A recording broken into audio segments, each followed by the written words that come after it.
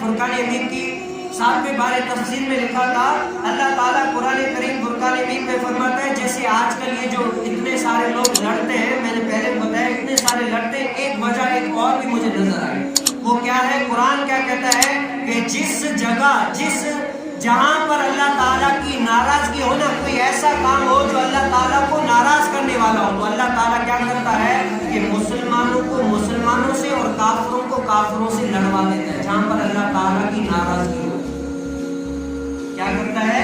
جہاں پر اللہ تعالیٰ کی ناراضگی ہو، جہاں پر اللہ تعالیٰ کے حکموں کو توڑا جائے، اللہ تعالیٰ کیا فرماتا ہے کہ وہاں پر اللہ تعالیٰ مسلمانوں کو مسلمانوں سے اور کافروں کو کافروں سے آپس میں لڑوا دیتے ہیں، حتیٰ کہ خون تک آ جاتے ہیں اور ایک دوسرے کا قتل کر دیتے ہیں۔ یہ کس وجہ سے؟ یہ اس وجہ سے جہاں اللہ تعالیٰ کی ناراضگی کا سبب بننے کی وجہ سے، اللہ تعالیٰ کو ناراض کرنے کی وجہ سے۔